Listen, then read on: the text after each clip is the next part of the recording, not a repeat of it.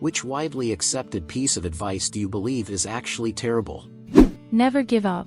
Sometimes if something isn't working, you need to let go. I realized some quotes are just meant for children, and we wrongly carry them into adulthood. When there's a bully, just ignore them. Sorry, but most bullies won't stop just because you ignore them. Sometimes you gotta put them in their place. When I was growing up, authority figures either yelled at you for tattling or egged the bullies on because they felt it was important that the weird kids learn to be normal. And not everyone can walk away after hitting their bully, because the bully is bigger and just beats them half to death in response. Sometimes, there isn't a solution, because the people who are supposed to fix the problem are bad. Ironically, I think this advice, stand up to your bully, is awful. And I hear it all the time. Bullying has been studied, and whether it's physical bullying or verbal, the bully always comes from a position of power. That's on purpose.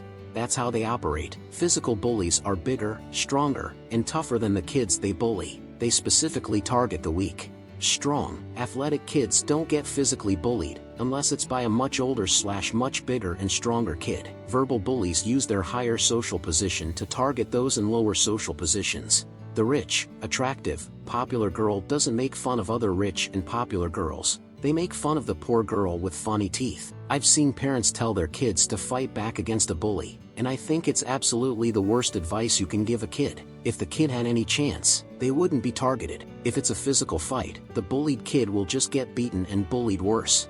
If it's verbal, the same thing. The bully has far more social influence and power. I am embarrassed to say I bullied a kid in 2nd grade. Being a kid, I didn't see it as such until he punched me in the stomach. It wasn't that I was afraid of him or anything. It was literally just the wake-up call that, hey, I am clearly the bad guy here. That was enough to make me stop and re-examine my actioning forward. So anecdotally, it is a valid strategy. I do understand your point. It can definitely backfire and make it worse, though. Standing up to them doesn't always mean start a fight, though sometimes it does. Sometimes all it takes is you standing your ground. I had a bully on the bus talking crap, wanting to kick my ass. I took my glasses off to show I wasn't afraid, and he stopped. Never messed with me again. Granted, I would have probably lost, but sometimes just seeing that you have a spine is more than enough. Of course, it doesn't always mean starting a fight. You played a very dangerous game of chicken with a guy who, you admit, probably would have beaten you in a fight. That's why it's bad advice. It's also a terrible situation to advocate a child voluntarily enter into. And if you did get beat, it's very likely that the bully would have increased his efforts in bullying you. Telling someone to bet their life savings on blackjack is bad advice. That doesn't mean you can't do it and win. It means most people will have a negative experience attempting to do so. That is definitely true. Unfortunately, not many other options. Unless it's physical, the schools usually won't do shit about it. Getting their parents involved usually doesn't mean crap because a lot of times that's where they get their actions from. No matter which way you go, there aren't many options. But at least standing up for yourself has the potential of stopping it. You aren't wrong, though. It's definitely a dangerous game, one no child should have to deal with. Don't be afraid to do what you love, and the money will follow. This can be true but also could get you in a lot of trouble. Start with what you love. If it doesn't bring you money, switch to something you can tolerate and don't hate. Few things kill the joy in something faster than needing to do it for money anyway. It's okay to just enjoy something. Joy can be the thing you get out of it. You shouldn't have to monetize everything in life. Indeed, not all of the things you love to do have to be money makers. Especially when young, it's important to get a job that can support your life and your hobbies.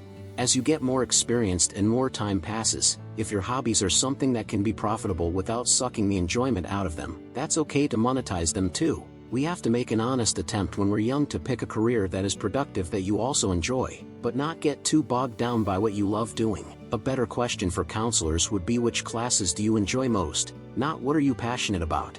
For me at 17, the answer to the question about passion was RuneScape. That didn't really help me at all, lol. I did enjoy my web and business classes in high school though. Now I'm doing web and business things. While I enjoy my current job, its primary purpose in my life is to allow me to afford things that I do love. I monetized something I love once, and it killed my enjoyment of that thing for years after I stopped monetizing it. I'm very much a fan of keeping your hobbies as hobbies. I always think the similar saying of do what you love and you'll never work a day in your life is terrible advice. What you should do for work is something you're good at and can tolerate. As soon as you start doing what you love for work, what you love becomes work and you can no longer enjoy it.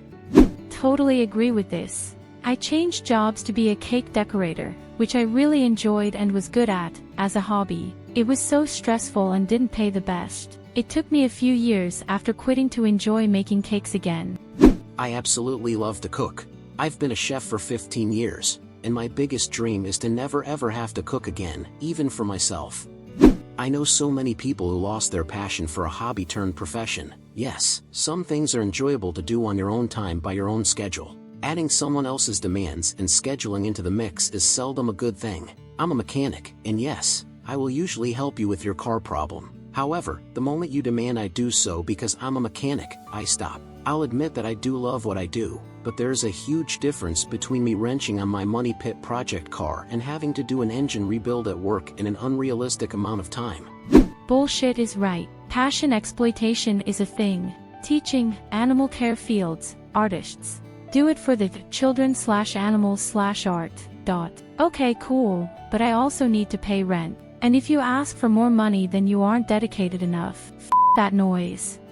Don't go to bed angry. Yes, do that. It's better than arguing when you're tired and irritable. Most things look better in the morning. This is exactly what my daughter says.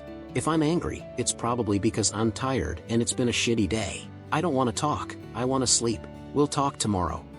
I always took this advice differently. For some reason, the popular interpretation seems to be keep arguing, stay mad, and don't you dare let them sleep. My interpretation has always been it's late, swallow your pride, give true forgiveness, and move on with your night. I think the takeaway message varies for a lot of us. In my life, this was advice handed down to me from my great-grandmother because she went to bed angry with a family member when she was young and the family member passed away that night. Therefore, it was important to take a moment to let the person know you love them, even if the issue isn't totally resolved by the time you go to bed.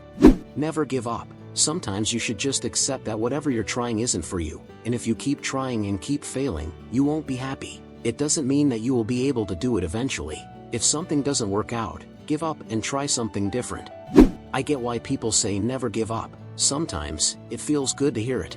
But then there are indeed toxic optimists who take this too literally and judge you for giving up your dream or whatever, even if the dream was clearly just a dream and not a realistic goal. I have given up over quite a few dreams over time. In the end, I realized the dreams had only become goals because I couldn't imagine a realistic goal. That was a hard pill to swallow, but by now, I realize that I make my dreams come true by doing the things I love for a hobby, for fun, and that a nice job can make me enough money for the hobbies as well as for my house and family. At least the love I have at home is a dream come true. What doesn't kill you makes you stronger, or it tears you apart and makes you an unrecognizable shell of yourself. The sad thing is that life can hurt you so bad that you won't be the same anymore.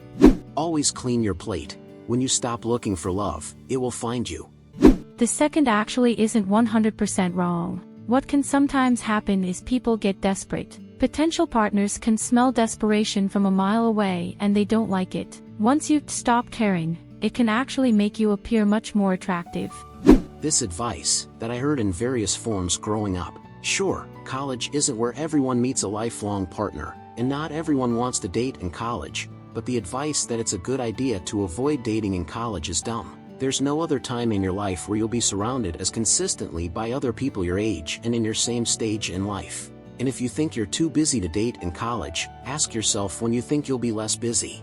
That blood is enough to connect you with someone, as in family. I really don't feel close at all with most of my extended blood family. My family is Mexican, so they have a high value for blood. They love me simply for being their blood and expect the same of me. But I don't. They ain't abusive or anything. There's just a big age gap and I don't connect with them. On the other hand, I am once close with my cousins, specific people that I'm not blood related to but love as if they were my siblings. Pretty much any advice the older generations give when they don't realize the world has changed. Like saying you should take your resume to a place in person instead of applying online. When you grow up, you'll understand. Bruh, I'm 24 now and I understand. I'm almost 40 and same. I understand just as much as I don't. Life doesn't make sense, nor does it need to. As the saying goes, accept the things you can't change and change the things you can if needed, and the wisdom to know the difference, and that's easy as all get out. And well, friends, that was all for today's video. If you enjoyed it, let me know with a thumbs up so that YouTube can share these stories with more people. Remember to hit the bell icon to be the first to know when we upload a new video. See you next time.